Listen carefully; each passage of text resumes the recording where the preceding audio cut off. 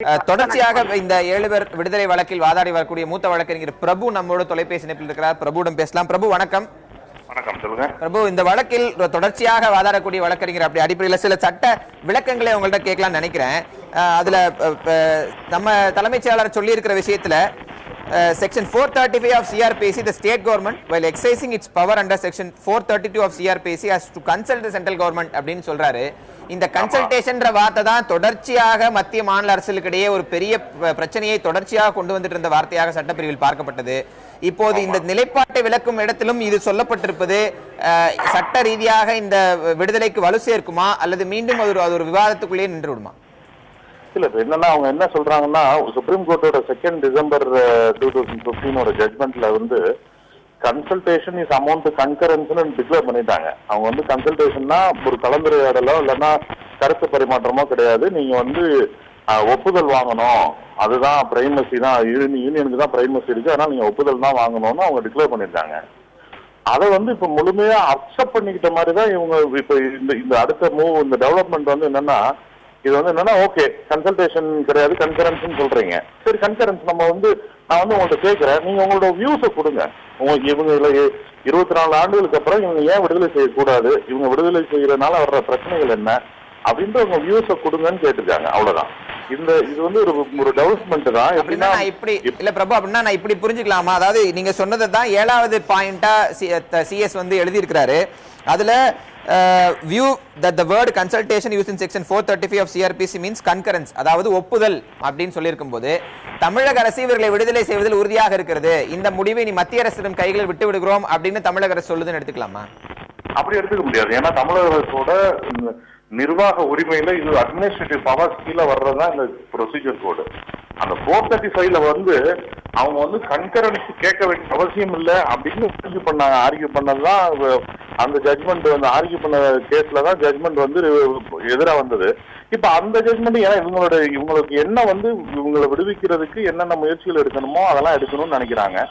அதனால இவங்க தொடர்ந்து முயற்சி பண்றாங்க. அந்த முயற்சியில இது ஒரு டெவலப்மெண்ட். இப்ப இந்த 435லயே கூட கன்கரன்ஸுக்காக கூட நாங்க கேக்குறோம், உங்களோட பதில் என்னன்னு, வியூஸ் என்னன்னு கேக்குறாங்க. ஏன்னா இது வரைக்கும்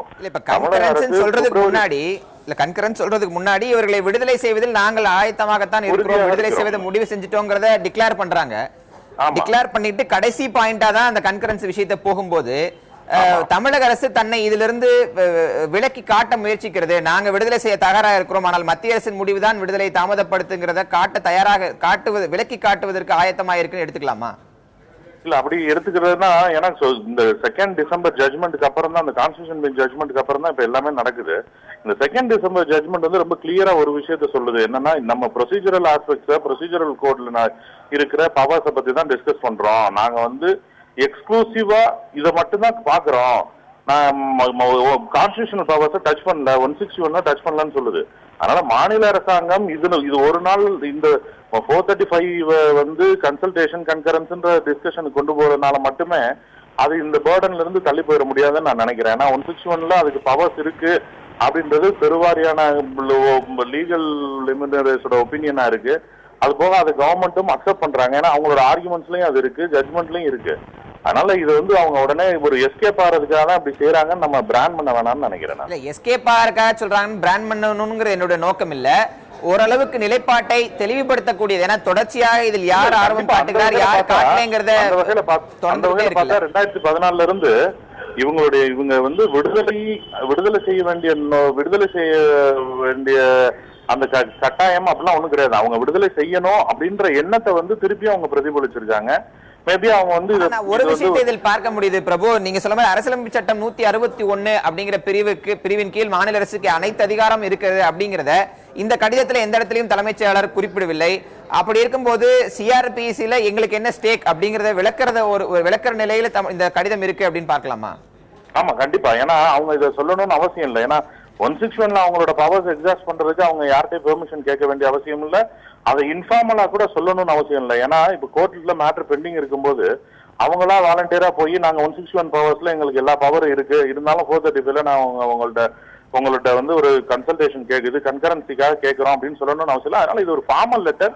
பட் அவங்க வந்து திருப்பியும் இதை பிரதிபலிச்சிருக்காங்க. என்னன்னா, பிஜேபி அரசாங்கம் காங்கிரஸ் அரசாங்கத்தை போலயே இவங்களோட விடுதலையில ரொம்ப மிக கடுமையா எதிர்க்குது. அதை ஒரு எக்ஸ்போஸ் பண்றதா ஒரு ப்ராசஸாவும் இதை எடுத்துக்கலாம். இல்ல ஒருவேளை வேற ஏதாவது கூட்டணி கலக்குகளுக்காக அவங்கள கன்வின்ஸ் பண்றதுக்காக கூட இதை இவங்க முயற்சி பண்ணாங்கன்னு எடுத்துக்கலாம். பட் அவங்க ஒரு விஷயத்தை ரொம்ப தெளிவா சொல்லியிருக்காங்க. நாங்க இந்த எங்களோட டெசிஷன் ரிலீஸுக்கான எங்க டெசிஷன்ல எந்த மாற்றமும் இல்லை, நாங்க அதுக்கான எல்லா ஜஸ்டிபிகேஷனும் இவங்க 7 பேருக்கு இருக்கு அப்படின்றத அவங்க திருப்பி ரீட்ரேட் பண்ணியிருக்காங்க.